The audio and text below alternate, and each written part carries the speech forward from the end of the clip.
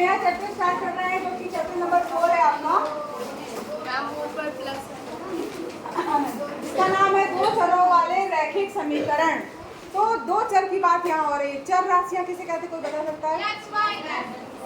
X Y Z में चर राशियाँ और अचर राशियाँ ठीक है, बिल्कुल सही बताया तुझे कि चर राशियाँ और अचर राशियाँ पता होनी चाहिए। चर राशियाँ कौन सी हैं, अचर राशियाँ कौन सी हैं। तो सबसे पहले आ से अंक, आ से अचर।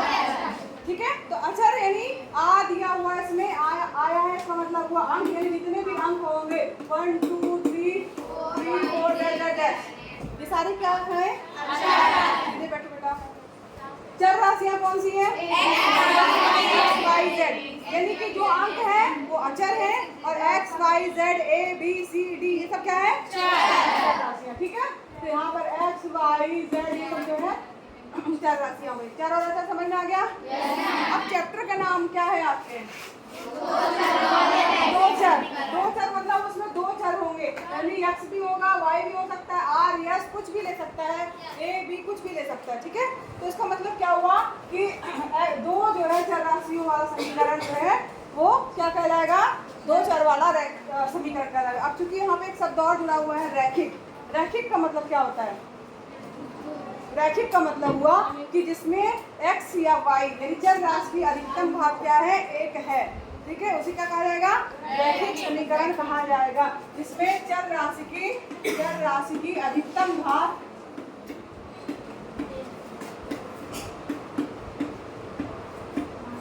कितनी होगी? ठीक है, अगर भाग एक है तो वो क्या कहलाएगा? आपका रैखिक समीकरण कहलाएगा। क्या कहलाएगा? रैखिक समीकरण।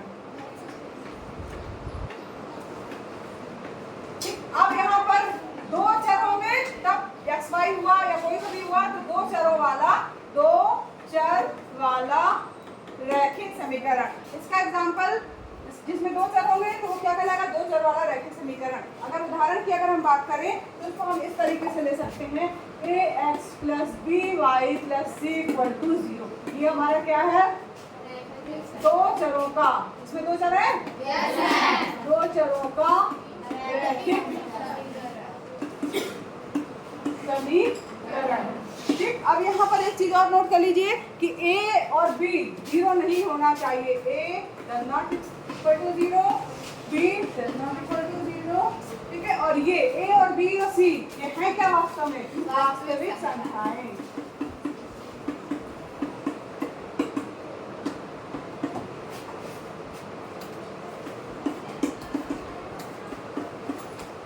वास्तविक संख्याएं हैं तथा x y क्या राशियां हैं? चर राशियां हैं।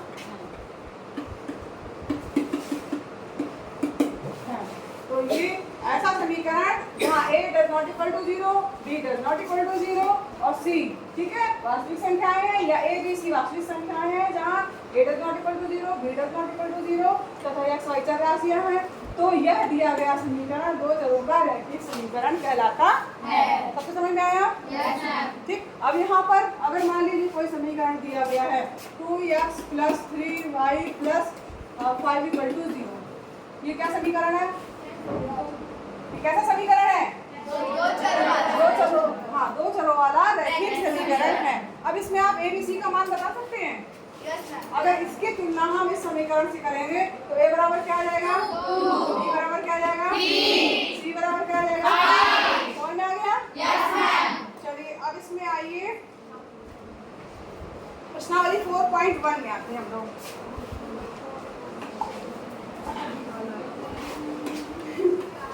समीकरण दिया गया है ये सब। हाँ, 4.1 प्रश्नावली जो है आपकी, क्वेश्चन दिखाई दे रहा है सबको?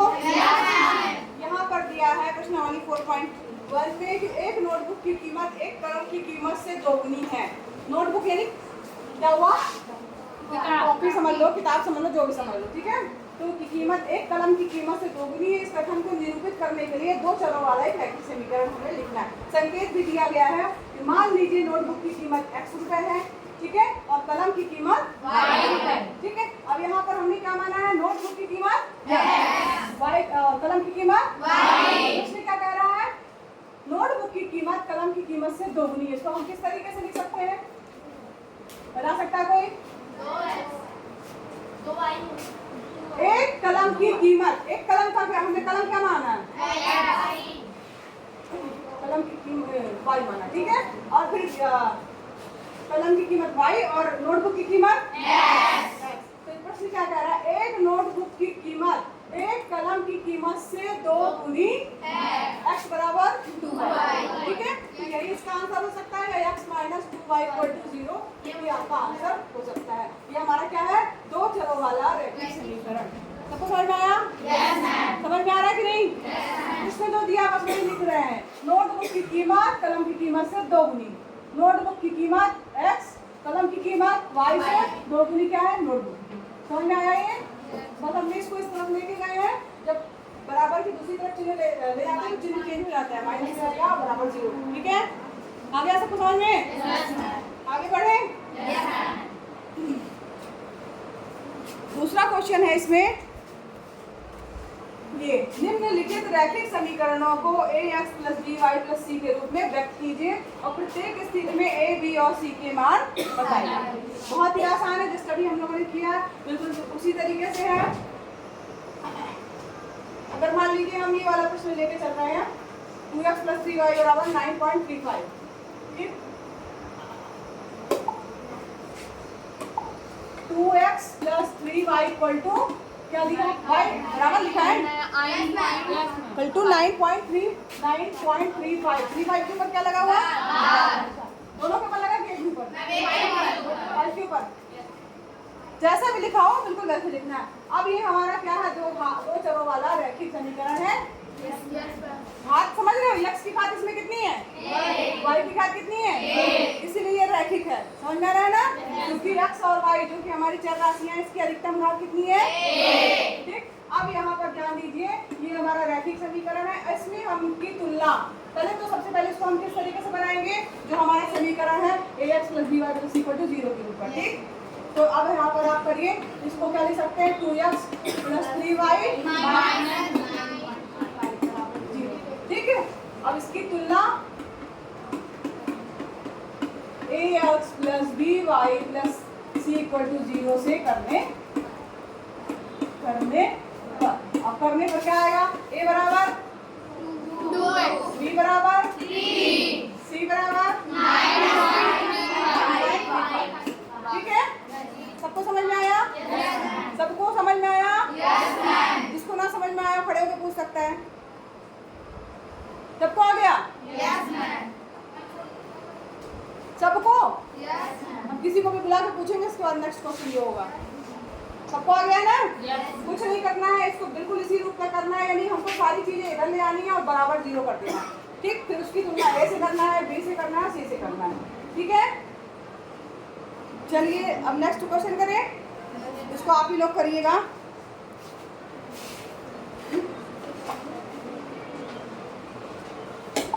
नेक्स्ट क्वेश्चन है आपका, कौन सा करें, ये वाला सेकंड करें, x माइनस वाई बटे 5 minus 10 equal to 0।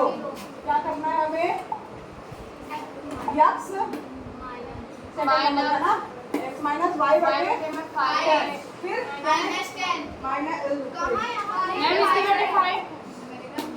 Minus 10 equal to 0, ये हमारा प्रश्न है, ठीक है। अब इसमें आपको बताना है कि a b c क्या है, या है ये एक दो चरों वाला रैखिक समीकरण है कि नहीं, और a b c क्या है, कौन बताएगा, चलो आ जाओ।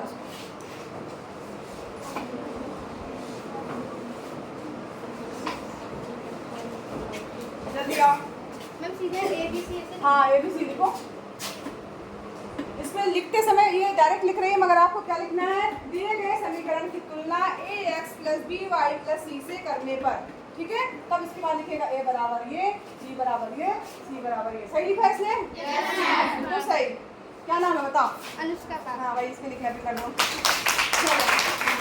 नेक्स्ट क्वेश्चन आइए, नेक्स्ट क्वेश्चन है, एक मिनट, ये आपका होमवर्क हो गया, ठीक है, दिख रहा है सबको? ये वाला क्वेश्चन आपका होमवर्क है। चौथा करते हैं, x बराबर 3y, x बराबर क्या दिया है, 3y, x बराबर 3y। चौथा क्वेश्चन है, कौन करेगा इसको? हाँ आ जाओ। सब लोग अपने रफ कॉपी में करते रहिए, आप लोग भी देखिए ये सही कर रही है कि नहीं कर रही है।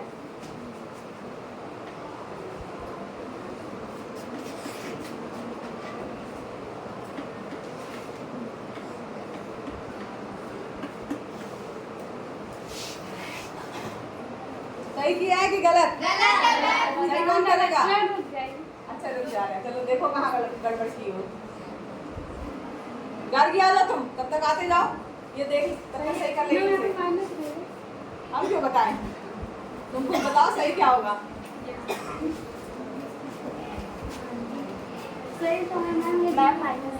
हाँ माइनस रहेगा, -3। हाँ इसने भी बोला -3। दोनों लोगों के लिए भाई क्लैपिंग कर दो। नाम बता दो, नाम बता के जाओ।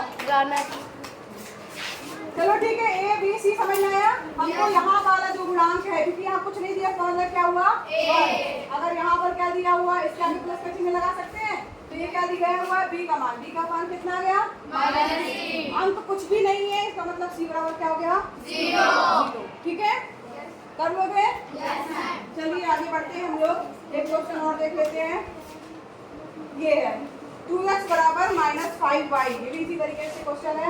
2x बराबर -5y। 2x बराबर -5y। कौन करेगा इसको? कौन सा नंबर का क्वेश्चन है ये? हाथमा आ जाओ तुम। सीधा डायरेक्ट समझ में आ रहा है ना? बोलना नहीं, बताना मत कुछ। कोई बताएगा नहीं।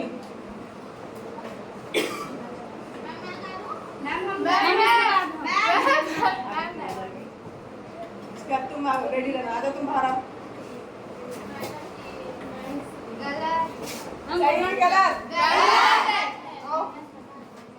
देखो भाई क्या गड़बड़ी की है ये।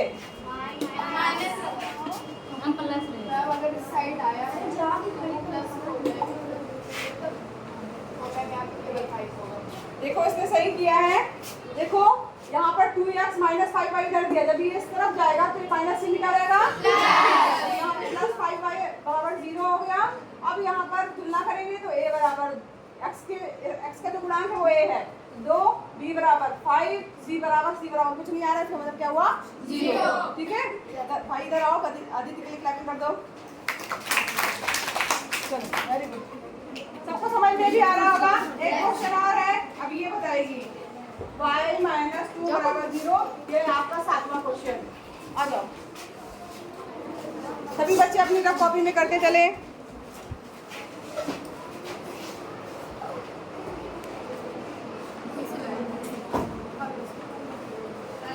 सही है कि गलत? सही कौन करेगा? सही कौन करेगा? हाँ आ जाओ। हाँ तुम्ही को बुला रहे हैं आप।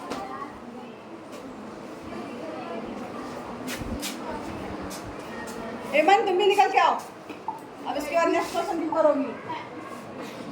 कोई बात नहीं, फिर से कर लो। दे दे सवाल। 2x बराबर -5y। ये नहीं ये नहीं है। y -2 बराबर 0। y -2 बराबर 0।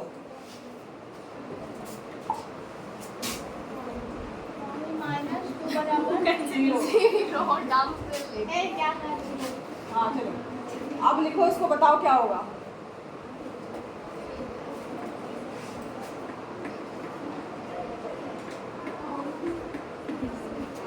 क्या लिखी हो? x है ये? कैसा x बनाई हो? x दिख रहा है 0 × x y -2 बराबर 0। चलो बताओ। आपको लिखते समय ध्यान रखना है, हर क्वेश्चन में लिखना है जो दिया गया समीकरण की तुलना ax + b y + c = 0 से करने पर a बराबर इतना, b बराबर इतना, c बराबर। डायरेक्ट नहीं करना है, नंबर कट जाएगा आपका। ठीक है, कि पता चला ऐसे दिया और सीधे ये लिख दिया। आपको लिखना क्या है? क्या दिए गए समीकरण की तुलना ax + b y + c से करने पर a बराबर इतना, b बराबर इतना, c बराबर इतना। अब इसमें लिखा है, सही लिखा है कि गलत? सही है। अरे गलत है भाई। सही है। गलत है? गलत है। गलत है कि सही है? सही है मैम। सही है? अब तुम जितने सारे लोग बोल रहे हो तुम्हारे तो सही है। क्या नाम है? रिया। रिया भाई, रिया के लिए क्लास में में आया? तुमने क्या मिस्टेक की थी? यहाँ ध्यान देना है कि क्या दिया है, y दिया है, x नहीं दिया है, तो x बराबर क्या हो जाएगा 0, मतलब x की जगह में सॉरी a बराबर 0, b बराबर y का गुणांक और c बराबर इसका गुणांक। ठीक, अब एक क्वेश्चन लास्ट और कर लीजिए आप। 5 बराबर 2x, 5 बराबर 2x, लास्ट क्वेश्चन है। मैं बन जाएगी। हाँ, आओ, अगर ये नहीं कर पाएगी तब कोई और आएगा। जल्दी आओ, जल्दी जल्दी आओ। हाँ मैम इसकी मैथ तो मेरे से भी अच्छी है। जाओ ठीक है। बोल लेकिन इसको समझ में नहीं आ रहा है क्या? क्यों वर्षा? आ रहा है? सब सभी बच्चे जो प्रश्न दिए जा रहे हैं अपनी कॉपी में भी हल करते चले, ऐसा नहीं कि ये कर रही तो बस आप अपनी कॉपी में हल करिए।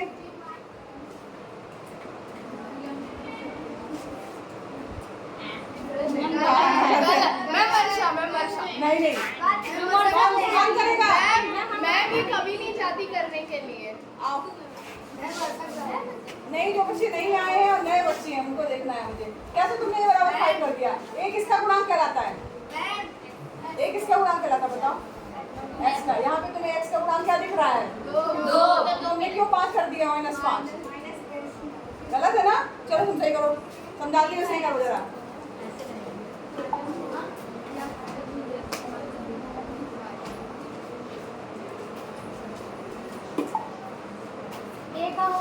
पहले इस समीकरण को सही करो। ax + b by + c के रूप का बनाओ। कैंसिल करो, वो सही है, जारी यहीं लिख दो ना उन समीकरण।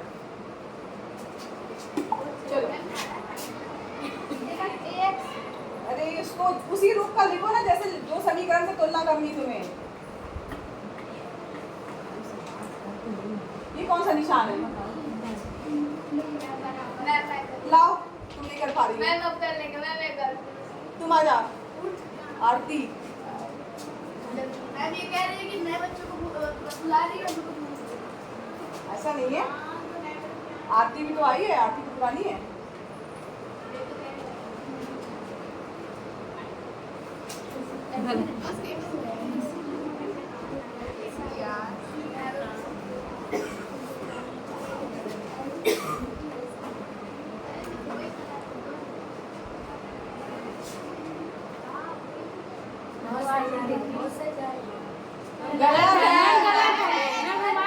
तुम लोग इतना सरल सा क्वेश्चन नहीं कर पा रहे हैं। आ जाओ, रात नंदिनी आएगी।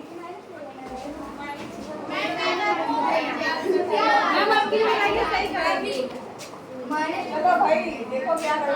हाँ करो, इधर करो, साइड में करो, तो समझ में आएगी क्या।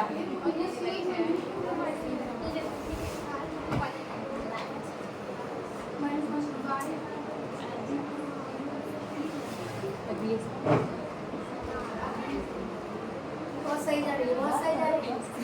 वेरी गुड, बहुत सी बराबर है। नंदिनी सही की है कि गलत बताओ भाई? हाँ सही है। सब लोग, तुम लोग को समझ में आया क्या गलती की हो? चलो ठीक है, वेरी गुड। इसके लिए क्लैपिंग कर दो भाई। इसको 1 मिनट, इस सवाल को मान लीजिए आपने ये आंसर दिया, आप ऐसा भी कर सकते हो कि 2x दिया है ना, 2x इसको यही है तो इसको इधर लेके आओ। -5 बराबर 0, तो a बराबर 2, b बराबर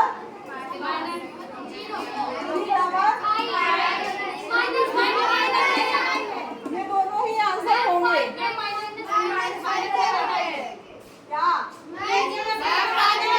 अभी मैम उसमें माइनस नहीं लगाया हुआ है। 1 मिनट, वो सही लिखी है। अगर उसने एक हमारा ये लिया है, ये इसको इधर लेके आया ना, ये जो मैं दूसरा बता रही हूँ ये दूसरा मेथड है। मतलब इसमें हमने 2x को यही रखा है, इसको इधर लेके आए हैं, तभी -5 आएगा सी का मान। अगर आप इसको इधर लेके आएंगे तो ये तो प्लस नहीं रहेगा ना 5, हमने इसको इधर लेके आएंगे तो माइनस में आएगा। ठीक है, चलो प्रश्नावली समाप्त। सारे बच्चे इसके जो बचे हुए प्रश्न है सब होमवर्क में कर लेंगे। ठीक है, समझ में आया सबको?